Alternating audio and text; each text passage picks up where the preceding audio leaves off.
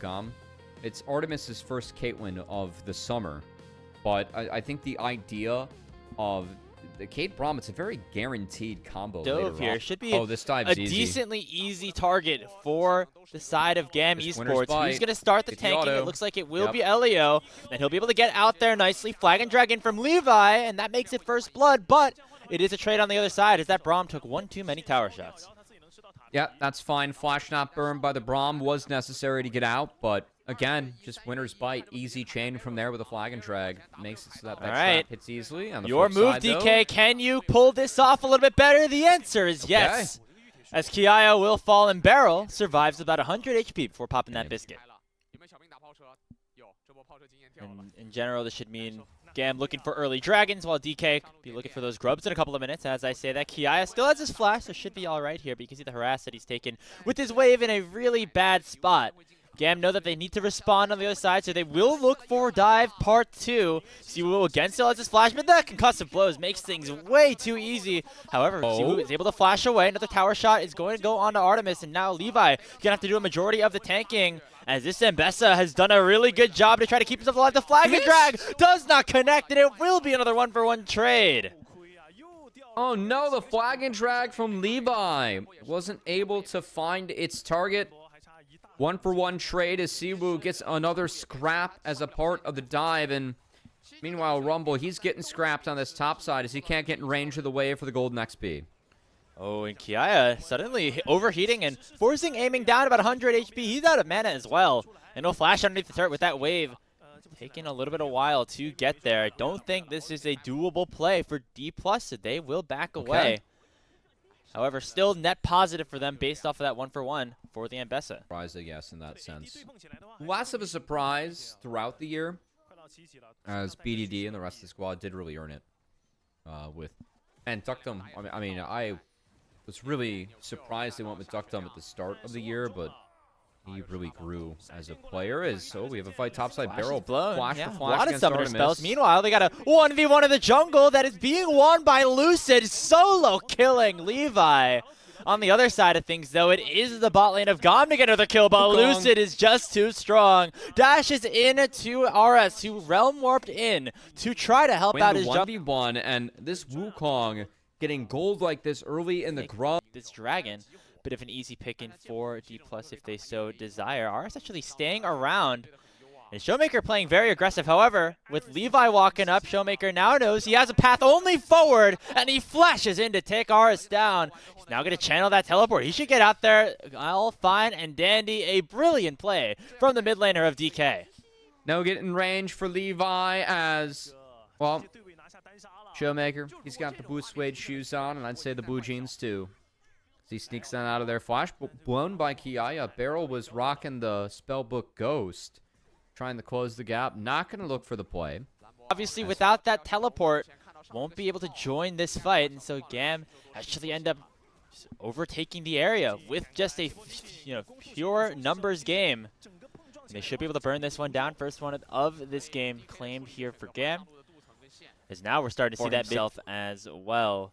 As you get back to live, overall about a 1,000 gold lead opened up here for DK, but GAM unrelenting in their aggression, looking for a bit of a scrap in this top side 2v2. Siwoo and Lucid going a little bit on the defensive here, as Lucid's going to have to clone away from that equalizer that has been popped. But RS teleporting in, looking to actually go for the throat here onto this Wukong. Lands that Rune Prison, the Ace in the Hole has already come down. Siwoo has no more dashes left and decides not to burn the flash until it is too late.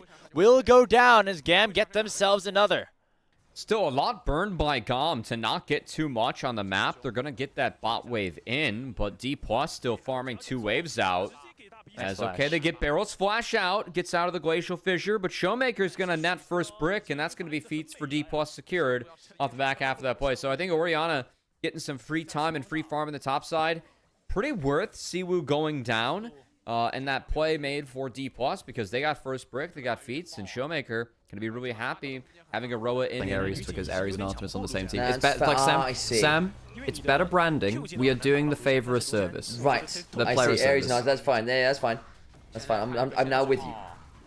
Can you see the bracket anywhere? I think on Leaguepedia you can see it. Yeah, if you look on your keyboard and you hit shift. Aiming. Mid lane. I think he's dead. There comes the Brawn passive. Concussive blows are stacked. Artemis being trying to be donated. The kill can't quite get in range in time, but nonetheless he will die. Herald was taken while that was happening. But again, DK I think already had the beats. They did, yes. So that doesn't really mean all that much. And now they get to keep DK away from the lane turret too. So they can keep chunking that down. They have one grub, not more than that. Lucid has flash and cyclones. They have some fight potential. KIA, Shiwu both have teleports. I think I'd be a little nervous. Here come the teleports. The Magnustorm back is good. And that means Jarvan just dies. Cataclysm was already burned. Ares now in danger. Shiwu gets burned low, but not quite down. Will actually end up surviving, as unfortunately KIA does not bad from Artemis though, who's using the bush to stack up headshots. Artemis, goddess of the hunt, continues to fire out the modern day bow and arrow. A flash command attack finally brings her low. The door comes up, but too little too late, and Showmaker decides to put an end and commit some deicide. We can still find him though. He's not 4-0. Another assist for that one. Picks up a ton of damage at the end. Scrappy fight in the mid lane. DK come out of that just about on head though. Ahead though. Aiming was caught out before this, of course. We didn't actually. Aiming didn't get into affect that at all. Headshot loaded up with the 90 caliber nap. That's just like one small net misclick. Maybe. Not sure. Still, the Caitlyn's now 1,000 gold ahead. There's the win con for GAM potentially. Yeah, but Oriana's now very nasty inclement weather. 1,000 gold in jungle. Good shockwave. Showmaker is just bullying out the sidelines, and this is one of the things which I was saying before. You were talking about how GAM had good. Ryze is dead. Siwu has solo killed Ares. He has indeed, and that's a pretty big one. I was expecting the Ryze to be a bit scary, and they've just blown up that 1,000 gold lead Caitlyn, because the Wukong, who is 1,000 gold up himself, now picks up an extra 600 gold by murdering the bot lane. The wheels are starting to come off now, and this is actually one of the worries about playing against an Oriana, because I know earlier in the game you're saying actually GAM has very good side lanes. I think Oriana is quite underrated as a side laner right now, because she can actually just QW poke you down and wave clear very effectively. I look at Rumble and Ryze, very effective. Aiming's getting dived onto. He's not going to die. It's a good attempt. Aiming does live though. But I will say Levi was doing that one a little bit alone, shall we say? He was. There was no follow-up there. Everyone else is pretty much dead. GAM now 6k behind-ish. Dragon is available. This is the solo kill which came out topside. Phase Rush was used. Shiwu gets the gap close, and Ares didn't have the flash anyway. Yeah, it does get a decent amount of damage, but of course there's still Eclipse shields. There's still a lot of Drakehound stepping. And right in their book. You know, fairy tales. You know, their diary. It's just like their shopping list. Burns. Elliot does have W. Doesn't do enough though. Heal. I don't think he even heals. He just straight up dies. Okay, there's so many picks coming through from down roll now. Dplus are just consistently picking off members. God! He's still staying with the Marine. He's decided. He started initially with a very, very firm vote for Dplus KIA. So it clearly is trying to bless GAM here. Guo bless. We need a Guo bless emote now. And maybe Guo curse. Blessed be the Guo believer. Blessed be the...